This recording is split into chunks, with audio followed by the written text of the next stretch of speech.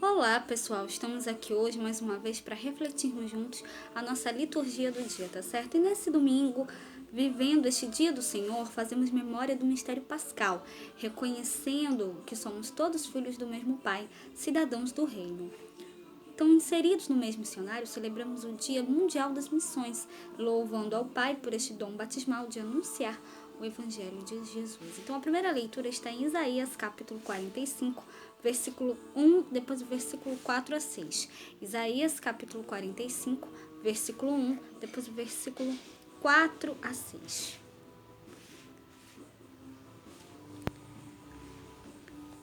Assim diz o Senhor ao seu ungido, a Ciro, a quem tomo pela sua mão direita, para bater as nações diante da sua face.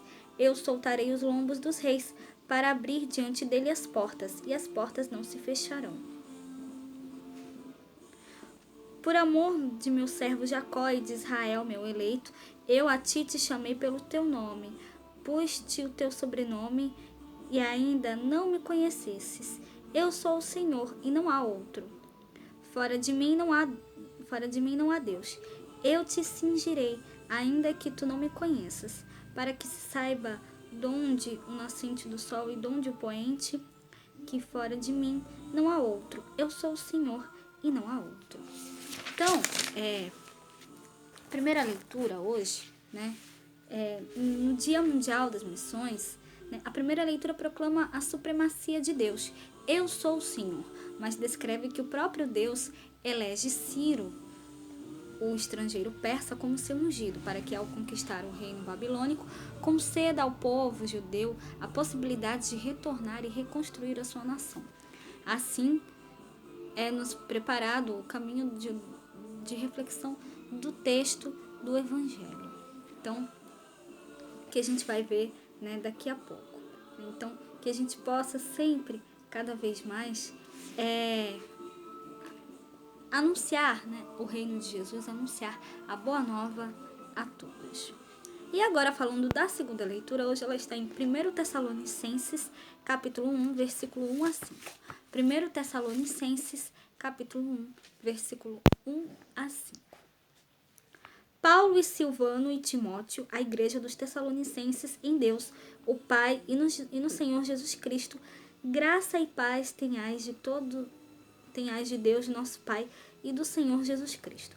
Sempre damos graças a Deus por todos vós, fazendo menção de vós em nossas orações, lembrando-nos sem cessar da obra da vossa fé, do trabalho, da caridade, da paciência e da esperança em nosso Senhor Jesus Cristo, diante de nosso Deus e Pai. Sabendo, amados irmãos, que a vossa eleição é de Deus, porque o nosso Evangelho não foi a vós somente em palavras, mas também em poder e no Espírito Santo, e em muita certeza, como bem sabeis, quais fomos entre vós por amor de vós. Então, a segunda leitura é o início da primeira carta de São Paulo aos Tessalonicenses, em que ele fala, né? Recordamos-nos sem cessar da vossa fé, da caridade, da esperança. Então, que nós realmente possamos sempre ter atitudes de fraternidade, de caridade para com os nossos irmãos, né?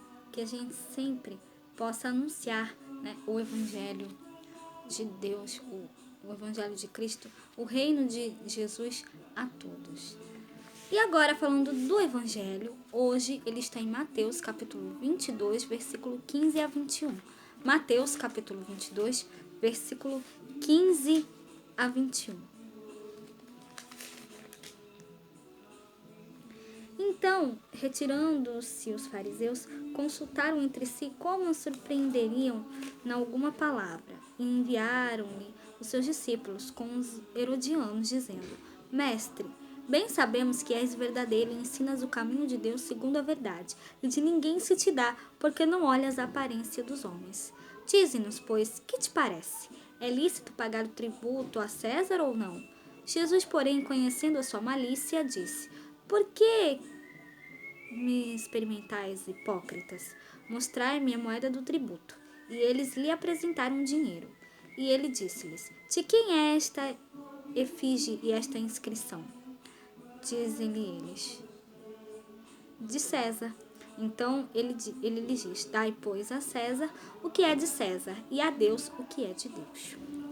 Então, no Evangelho, para responder à questão posta pelos fariseus e pelos herodianos, percebendo a cilada, a hipocrisia e a malícia dos seus oponentes, Jesus pede que mostrem a moeda do imposto que traziam consigo, e sem tocá-la diz: dai, pois, a César o que é de César, e a Deus o que é de Deus. Então, em primeiro lugar, isso em Mateus capítulo 21, capítulo 22, versículo 21. Em primeiro lugar, Jesus faz com que os seus adversários, desejosos de expô-lo, sejam obrigados a se exporem. Em segundo lugar, se Jesus respondesse que era correto pagar o tributo, estaria reconhecendo a legitimidade da dominação romana sobre os judeus, colocando-se contra seu próprio povo. Se respondesse contrariamente, poderia ser visto e acusado como rebelde à autoridade romana. Então, Jesus, assim, não se abstém de responder, mas propõe a questão de forma diversa. Entregue a César a moeda que lhe pertence, pois nela está a sua inscrição, mas devolva a Deus o que é de Deus. Ora, todas as coisas não pertencem a Deus, seu Criador? Em matéria de administração pública, Jesus sustenta que se pode pagar o tributo ao imperador, sem que isso seja uma desobediência a Deus ou uma forma de idolatria. Então, por isso, é importante ter presente duas coisas. Primeiro, Deus não exime o homem de suas responsabilidades. Em vez disso, delas, ele é a origem. Segundo, seu poder não entra em concorrência com outro. Segundo, o seu poder não entra em concorrência com outro. É dom, amor e serviço, não apropriação, violência e domínio. Somente quem dá a Deus o que é de Deus sabe o que dar a César. Aquilo que é de Deus, o fruto do qual o Pai tem fome, é a liberdade dos filhos e o amor pelos irmãos. Além disso, dar a Deus o que é de Deus significa viver a liberdade e a fraternidade possíveis aqui e agora, tá certo? Então, era isso que eu tinha para falar para vocês hoje.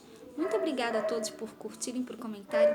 Aqueles que só assistem mesmo também agradeço. Espero que vocês tenham gostado dessa reflexão de hoje. Espero encontrá-los todos aqui amanhã, segunda-feira, se Deus quiser, para continuarmos refletindo cada vez mais as leituras da Sagrada Escritura. Então, muito obrigada a todos e até a próxima, se Deus quiser.